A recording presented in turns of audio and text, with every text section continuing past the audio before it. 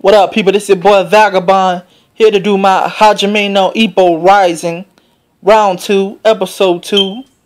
And man, this was a good ass motherfucking episode. This was a great episode. You know, the continuation between Shimabukuro versus Ippo and the conclusion of this fight. Now, late in round 5, Shimabukuro came out, throwing to the body of Ippo. I mean, just attacking his body. I mean, just going ham on the man's body. I mean, he just went beast mode on the man's body, man. Drilling him in the body, drilling Ippo in the body. And Ippo, he couldn't do nothing, man. He was standing on the ropes, couldn't move his body. And, you know, that's what happens, man, when you go to the body. I mean, going to the body of another fighter, punching to the body, is the most effective fighting that you can do in a boxing match, because it really slows down the fighter. I mean, if you go to the body, you taking not only you taking a fighter's movement away, but you're also slowing that fighter down for later rounds, and you're weakening him. You're gonna have him drop his hands low to try to protect his body, and that's what Shimabukuro was doing. He was going to the body, and right after the bell rang, you saw Ippo, man. He couldn't even move. He couldn't move off the ropes or nothing, man. His body was toe up. And then we go into the what is it, the 6th round, or what is the 7th round, or whatever round it was, the 6th round actually. We move into the 6th round. Shimabukuro, he sees that he comes out again, and Ippo, he comes out throwing jabs or whatever. And then that's when he decides to pull the Dempsey roll. So he gets into the Dempsey roll, start rolling. You know how you do, looking beastie as hell. And he's Dempsey rolling on Shimabukuro. Shimabukuro, his tactic. Now you remember when he said that he was gonna stop the Dempsey roll, destroy the Dempsey roll, or whatever, before the whole fight started. And this was his tactic. His tactic was to go blow for blow with the Dempsey roll, and basically counter off of everything Ippo was doing. So Ippo was doing a Dempsey roll. Every time Ippo threw a punch, Shimabukuro threw a punch. Left, right, Shimabukuro threw a left, right. And they were just going toe to toe. And it was basically one of those things like, yo, we gonna see who's gonna be the last one standing. Now, both of them, they both end up standing, like standing up, like nobody dropped to the floor. I mean, they just showed, both of them showed great chins, like, damn. I mean, if you would have saw it, man, like, these guys were taking shots. But Ippo, he was slowing down.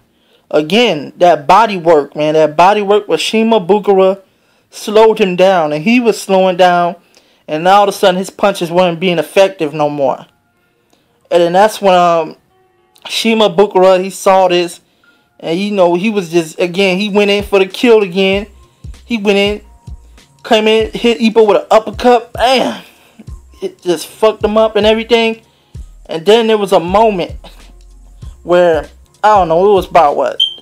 It was definitely before the bell rang, but there was a moment where he saw that he had a chance to knock Ippo out, or just put him down for the count.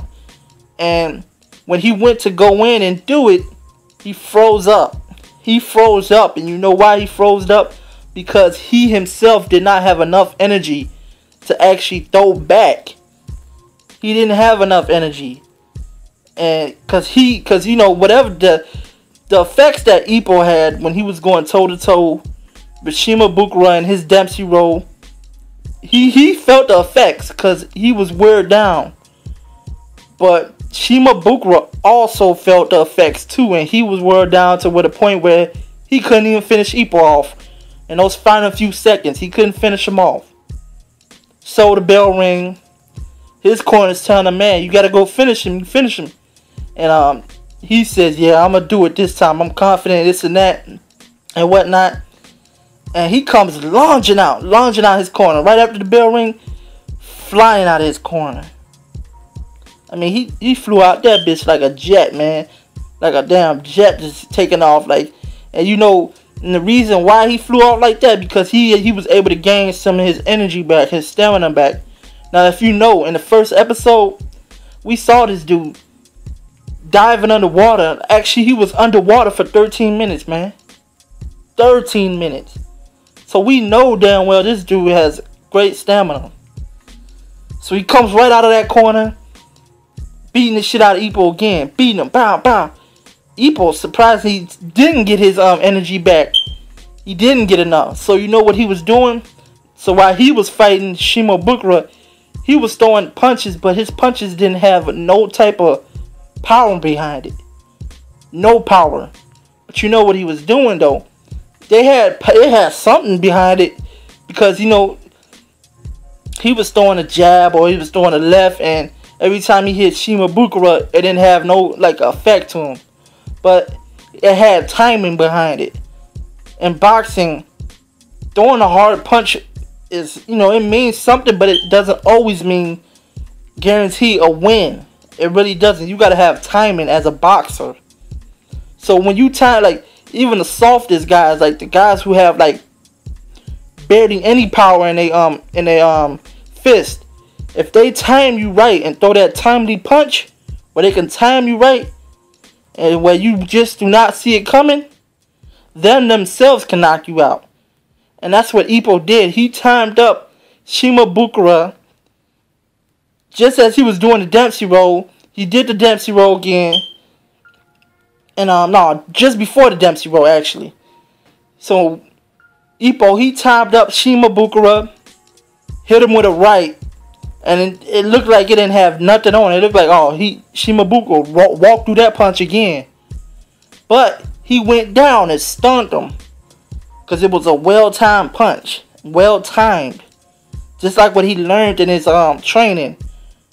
And that's when Ippo went to work on he went to work doing a Dempsey roll again. And Shimabukuro, once again, he was trying to counter off that Dempsey roll. So every time he threw Ippo threw a punch, he threw a punch right back. And it was just like a brawl. So then after that, all that happened, Ippo, he finally came through. Finally got that one punch that really put Shimabukuro down. And Shimabukuro, he was laying on the ground. The count was happening. 1, 2, 3, 4, 5, 6, 7, 8, 9, 10. Couldn't get back up. Ippo wins via knockout. 7th round knockout. TKO. And that was the fight right there. So overall, man, I thought the fight was good. I actually didn't mention this in my last review, and that this was a negative in this whole little fight right here, is that the creators of this show, they did not follow the manga. You know, Shimabukuro has a backstory to him. He has much more of a backstory to him. Because I bet people who are watching this are wondering, who didn't read the manga, are wondering, like, damn, why the hell are they treating this guy like, you know, like he's really that good? You know, like, because usually we saw in the last anime where Ippo, he fought some dudes when he was defending his title. He fought guys that he beat easy, and like they didn't really highlight those wins. They like, you know, they showed us a couple of rounds and bam, Ippo got him out of there.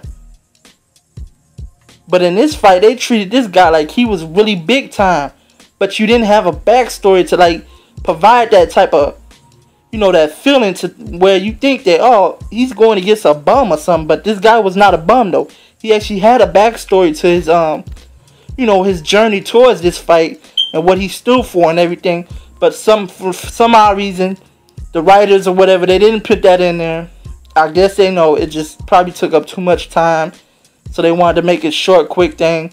But overall, it's fine with me. I just letting y'all know that. But yeah, this is my review for Hajime no Ippo Rising, episode 2, round 2.